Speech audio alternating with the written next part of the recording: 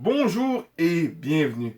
Après le succès retentissant de The Last Ronin, un récit sombre et émouvant centré sur le dernier survivant des Tortues Ninja, les attentes étaient immenses pour une éventuelle suite après les années perdues. Et voilà que The Last Ronin 2 Re-Evolution voit le jour, reprenant l'univers dystopique du premier volet, mais en y injectant une nouvelle énergie. Ce nouveau chapitre ose transmettre le flambeau à une toute nouvelle génération de tortues. Est-ce une réussite ou un pari trop risqué?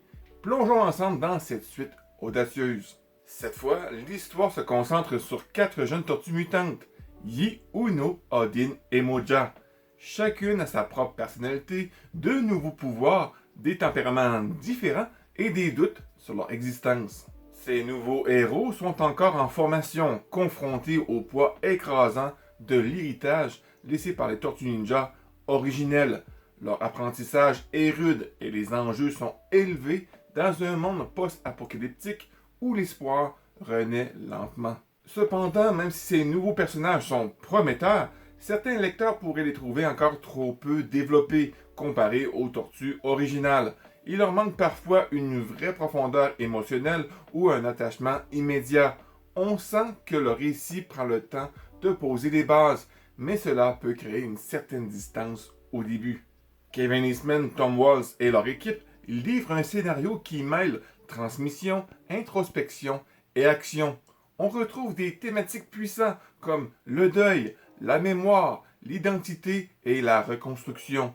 Plutôt que de reproduire les codes du premier Last Ronin, cette suite explore de nouveaux chemins narratifs, plus calmes, plus médiatifs. Cela dit, le rythme du récit peut sembler inégal. Certaines séquences sont très lentes, axées sur la réflexion ou les dialogues, ce qui pourrait frustrer les lecteurs en quête de scènes d'action soutenues. Ce choix de ton plus posé est volontaire, mais il faut l'accepter comme une phase de mise en place. Côté visuel, Re-Evolution perpétue l'esthétique brute et poignante de ses prédécesseurs. Ben Bishop, accompagné d'Izo et Isaac Escorza, offre des planches expressives, intenses et parfois même contemplatives. Le contraste entre les souvenirs du passé et la dureté du présent est superbement illustré. L'action, quand elle surgit, est fluide et percutante, avec des compositions très cinématographiques. En parlant de souvenirs, ce tome met les choses au clair. L'univers du dernier Ronin reste totalement indépendant et ne se mêle pas à aucun autre univers établi des Tortues Ninja, malgré les rumeurs persistantes circulant sur les réseaux sociaux. L'une des forces de Re-Evolution est sa volonté de ne pas se reposer sur la nostalgie. Ce n'est pas un simple hommage aux anciens, mais bien une proposition tournée vers l'avenir. Pourtant, certains enjeux majeurs restent flous dans ce troisième tome.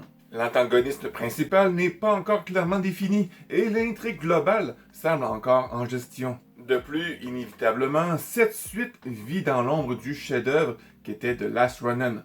Elle n'égale pas, pour l'instant, l'intensité émotionnelle et dramatique du premier opus qui avait marqué les esprits avec sa gravité et sa tension constante.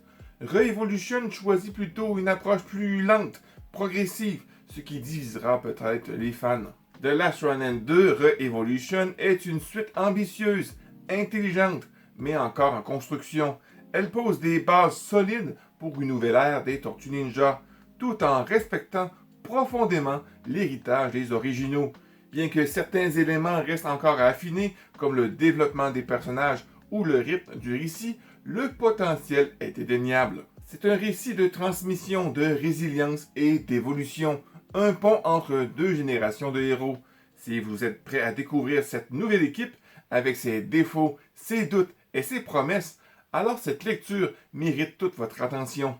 Je suis content de vous annoncer que The Last Ronin 2 Re-Evolution, la suite tant attendue en version française, arrivera le 10 septembre en librairie. Alors sur ce mes amis, je vous souhaite une excellente lecture. Et voilà, c'est déjà la fin de cette vidéo. Merci infiniment d'avoir regardé la vidéo jusqu'au bout. Ça me fait super plaisir.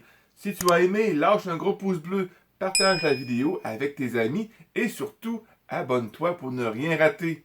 Prends soin de toi et rappelle-toi, Tu es important. On se retrouve très vite pour la prochaine vidéo. Bye bye.